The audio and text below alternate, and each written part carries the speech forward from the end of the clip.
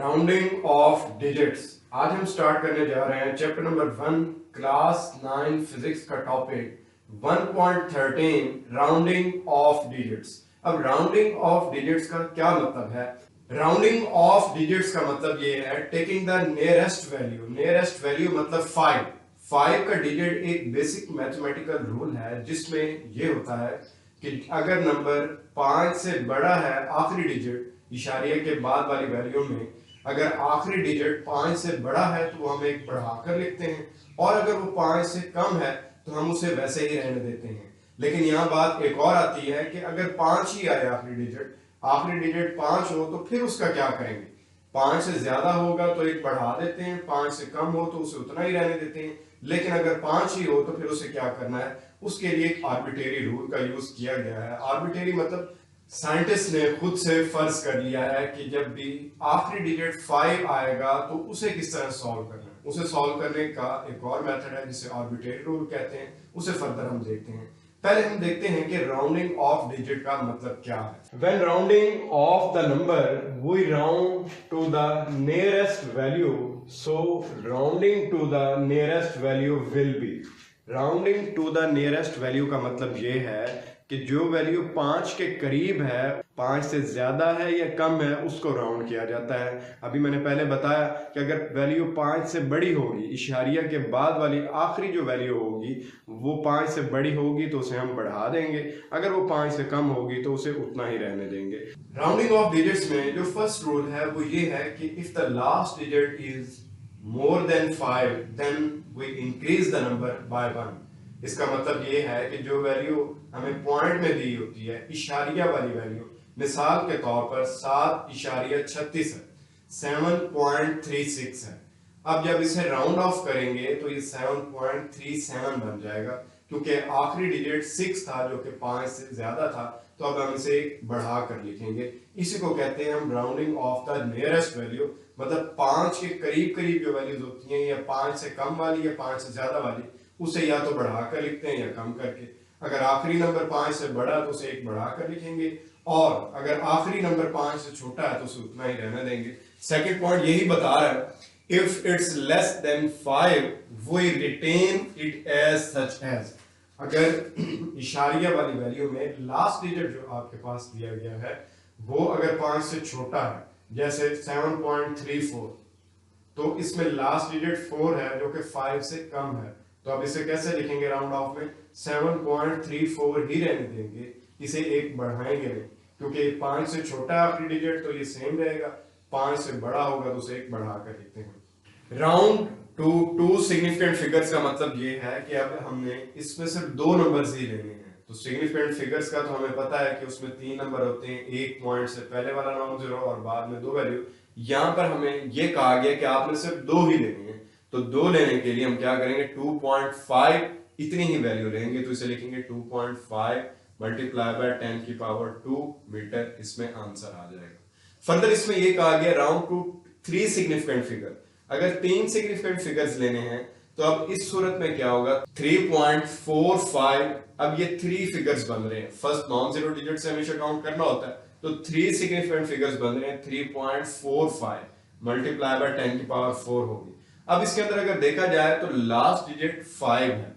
अब last digit 5 हो तो उसे राउंड ऑफ कैसे करना है? उसके लिए पहले आर्बिट्रेरी रूल को समझते हैं कि अगर 5 आ जाता है आखिरी नंबर तो उसे कैसे सॉल्व करना है। क्योंकि 5 से ज्यादा होगा तो एक बढ़ाकर लिखते हैं, और अगर 5 से एक कम है तो उसे वैसे ही रहने देते हैं। लेकिन अगर 5 आ जाए तो फिर क्या करना है? उसके लिए हम एक आर्बिट्रेरी रूल को स्टडी करते हैं। आर्बिट्रेरी रूल ये बताता है कि अगर आखिरी डिजिट 5 है और उससे पहले वाला कोई इवन नंबर है, लास्ट वाला जो डिजिट है 5 और उससे पहले अगर कोई इवन नंबर दिया हुआ है, तो आपने आखिरी डिजिट को नहीं बढ़ाना। और अगर लास्ट डिजिट 5 है और उससे पहले वाला डिजिट ऑड है, मतलब 1, 3, 5, तो आपने 5 की बजाय एंड पे 6 लिखना है।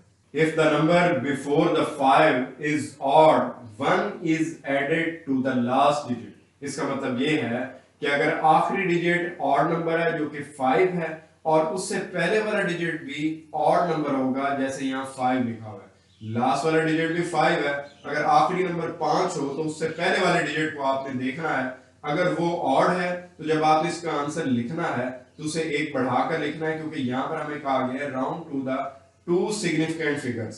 तो टू सिग्निफिकेंट फिगर्स का मतलब जस्ट हमने टू नंबर्स लेने हैं। अब इसे 4.5 की बजाय हम 4.6 लिखेंगे, मल्टीप्लाई बाय 10 की पावर 2 मीटर लिखेंगे। तो अब आपको समझ आ गई होगी कि जब आपने राउंड ऑफ करना है तो उसमें ये देखना है अगर आखिरी डिजिट 5 है उससे पहले वाला डिजिट अगर ऑड नंबर है तो एक बढ़ाकर लिखना है, और आखिरी डिजिट अगर 5 है तो आपने उससे पहले वाला डिजिट देखना है, अगर वो इवन नंबर होगा तो उसमें कुछ चेंजिंग नहीं करनी है आपने। अब सेकंड पॉइंट ये है, if the number before 5 is even it remains the same.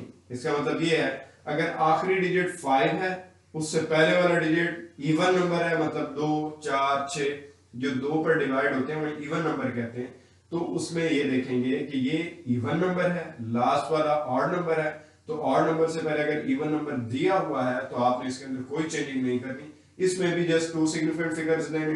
तो अब इसका आंसर होगा 4.4 मल्टीप्लाई बाय 10 की पावर 2 मीटर। तो इस तरह से हम राउंड ऑफ करेंगे। अगर डिजिट आ जाता है 5, ये वाला इंटीजर है, राउंडिंग विद इंटीजर 5, इसका मतलब ये है कि अगर आखिरी डिजिट 5 आ जाता है उसे राउंड ऑफ कैसे करना है। और दूसरा हमने ये देखा कि अगर वैल्यू 5 से बड़ी है आखिर वाली तो उसे राउंड ऑफ करने के लिए हम एक बढ़ा देते हैं, और 5 से कम है तो उसे हम वैसे ही रहने देते हैं। लेकिन अगर आखिरी डिजिट 5 ही हो तो फिर कैसे करना है, उसके लिए आर्बिट्रेरी रूल का यूज करना है, और उसमें ये देखना है कि जो लास्ट डिजिट 5 आया है उससे पहले डिजिट कौन सा है। अगर इवन है तो फिर कोई चेंजिंग नहीं करेंगे, अगर ऑड है तो फिर उसमें एक बढ़ा देंगे। तो ये राउंडिंग ऑफ डिजिट का मतलब है with integer 5। Further rounding off digits के अंदर एक और रूल है, वो ये है कि applying logic to the rounding. इसका मतलब ये है कि जो नंबर दिया हुआ है उसमें लॉजिक अप्लाई करनी है। कैसे लॉजिक अप्लाई करनी है? फॉर एग्जांपल ये एक वैल्यू दी है 4.452। अब अगर इस वैल्यू को देखा जाए ये वैल्यू किसके दरमियान है, ये 4.4 है तो दो वैल्यूज ही होंगी, 4.4 के बाद हमेशा 4.5 आता है, तो इसका मतलब 4.4 और 4.5 के दरमियान ये वाली वैल्यू आ रही है 452, क्योंकि इसके बाद जो वैल्यू आएगी वो 4.5 आएगी। अगर यहां पर देखा जाए जब हम रीडिंग ले रहे होते हैं स्केल के ऊपर रीडिंग इस तरह से शो हो रही होती है। मिसाल के तौर पर पहली लाइन 4.4 है, इससे अगली लाइन 4.5 को शो कर रही है, लेकिन 4.4 और 4.5 के दरमियान जो वैल्यू आ रही है वो 452 आ रही है, जो कि पॉइंट के बाद वाली है, वो यहां पर आ रही है। अब ये वैल्यू कितनी होगी? ये वाली वैल्यू बिल्कुल छोटी सी होगी, तो हम इस वैल्यू को 4.452 कंसीडर करने की बजाय उससे जो नेक्स्ट नंबर है उसे हम राउंड ऑफ कर लेंगे, उसे कंसीडर करेंगे। तो यही है अप्लाइंग लॉजिक टू राउंडिंग। इसका मतलब ये है कि पिछली वैल्यू जो दी हुई है अगर वो अगली वैल्यू के करीब करीब है तो आपने पिछली वैल्यू नहीं लेनी, ये अगली वैल्यू ले लेनी है।